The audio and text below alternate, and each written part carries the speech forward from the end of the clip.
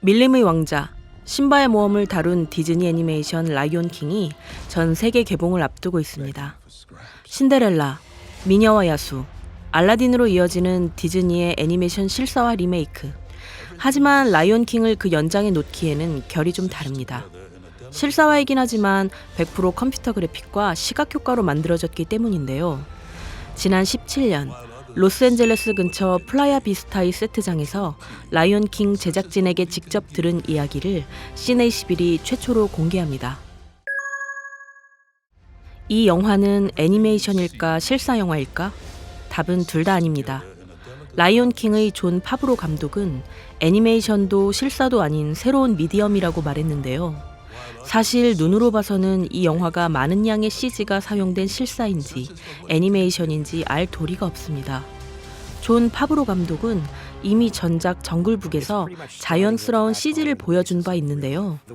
정글북은 모글리를 연기한 닐 세티의 분량만 블루스크린 앞에서 촬영한 뒤 후반 작업을 통해 CG로 만들어진 정글에 모글리를 더하는 하이브리드로 만들어졌지만 인간 배역이 없는 라이온 킹은 처음부터 끝까지 완벽하게 CG와 시각 효과만으로 완성됐습니다. 존 파브로 감독과 케일럽 드샤넬 촬영 감독은 버추얼 프로덕션이라고 알려진 방식을 통해 영화를 연출했는데요. 이 방식은 라이온 킹에서 처음 시도된 방식으로 두 사람이 VR 세트에 들어가기 위해서 해야 하는 일은 그저 VR 고글을 착용하는 것이었습니다. 두 사람은 눈앞에 펼쳐진 거대한 가상의 사바나에서 로케이션을 헌팅하고 최고의 조명을 위해 태양의 위치를 바꾸는 등 상상으로만 가능한 방법으로 촬영을 컨트롤했습니다. 재미있는 점은 전지적이고 완벽한 통제가 가능한 환경을 만들고는 이것을 진짜처럼 보이기 위해 3D 프린터로 모형 촬영 장비를 제작했다는 사실인데요. 이 촬영 장비에는 센서가 장착됐고 고글을 쓴 촬영 감독이 모형 장비를 움직이면 VR 세트 안의 카메라가 센서를 따라 움직이도록 했습니다. VR 세트에서의 촬영은 라이온 킹 제작이 시작됐을 때부터 가장 관심을 모았던 부분입니다. 그런데 그게 도대체 무엇인지 누구도 제대로 이해할 수 없었는데요. 존 파브로 감독이 한마디로 멀티플레이어 버추얼 리얼리티 필름 메이킹 게임이라고 정리한 것처럼 여러 명의 플레이어가 함께 영화를 만드는 목표를 달성하는 비디오 게임이라고 상상하면 이해하기 쉽습니다. 장비, 조명, 로케이션 등 촬영에 필요한 모든 것이 VR 세트 안에 가상으로 존재하며 애니메이터들이 게임 캐릭터를 조정하듯이 캐릭터를 연기하는 방식으로 촬영됐습니다.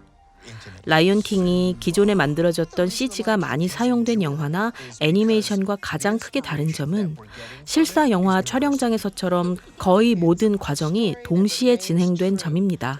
애니메이터들이 캐릭터를 연기하면 목소리 연기자들이 미리 녹음해둔 대사가 프로그램을 통해 입혀져 동시 녹음처럼 촬영됐습니다. 유례없던 방식으로 만들어지는 라이온 킹을 위해 VR 세트를 건설하고 그 안에 새로운 사바나를 창조하고 관객을 웃기고 울릴 캐릭터를 빚어내기 위해 디즈니는 최고의 드림팀을 결성했습니다. 감독은 정글북의 존 파브로, 아바타 타이타닉의 시각 효과를 담당했던 로버트 레가토 VFX 감독, 혹성 탈출 시리즈와 어벤져스의 프로덕션 디자이너인 제임스 친런드, 그리고 잭 리처, 패트리어트, 패션 오브 크라이스트의 케일럽 드 샤넬 촬영 감독이 그 드림팀입니다. 사실 세트에 초대받았던 2017년 12월은 취재진에게 보여줄 만한 클립 영상도 존재하지 않았던 시기였는데요. 존 파브로 감독은 취재진을 스크리닝 룸으로 데려가 한 장면을 보여주었습니다. 왕이 될 아기 사자의 탄생을 사바나의 동물들에게 알리는 원숭이 라피키의 얼굴을 극도로 클로즈업한 장면이었는데요. 사운드도 없이 장면을 봤지만 이미지에서 원숭이의 숨소리가 느껴졌습니다. 라이온 킹의 드림팀이 만들고 싶었던 게 바로 그런 게 아니었을까요?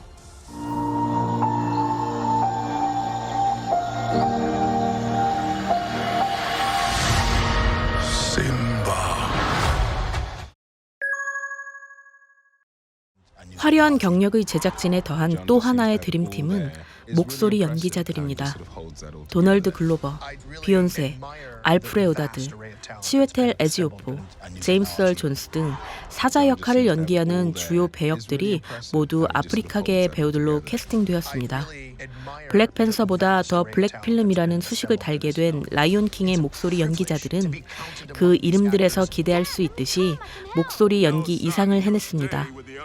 존 파브로 감독은 이 멋진 배우들을 그저 더빙을 위해 녹음실에 가두어두지 않았습니다. 그는 블랙박스 시어터라는 검은 상자를 만들어 배우들을 초대했고 대본 리딩 대신 박스에 들어가 상대 배우와 실제로 연기하도록 주문했습니다. 검은 상자 안에서 배우들이 펼친 연기와 즉흥 연기 등은 숨겨두었던 카메라와 녹음 장비로 기록됐고 애니메이터와 VFX 아티스트들이 후반 작업을 하는데 귀한 참고 자료로 활용됐습니다.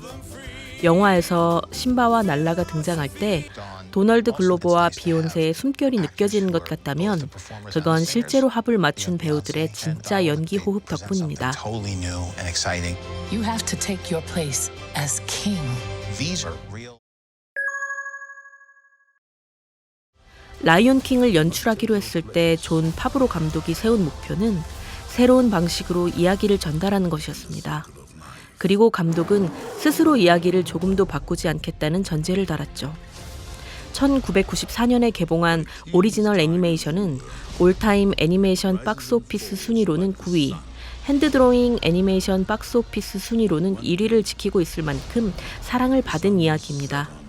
97년 초연을 시작해 현재까지 80억 달러 이상을 벌어들인 뮤지컬 라이온킹 역시 마찬가지였죠. 파브로 감독은 라이온킹의 이야기를 배반, 성장, 탄생과 죽음이 모두 담겨있는 서클 오브 라이프라고 설명하는데요. 표현 방법이 달라졌기에 어떤 장면은 더 슬프고 어떤 장면은 더 신나고 어떤 장면은 더 잔인해 눈을 가리고 싶을지도 모르지만 세대를 아우르는 이야기는 그대로 지켜냈다고 합니다.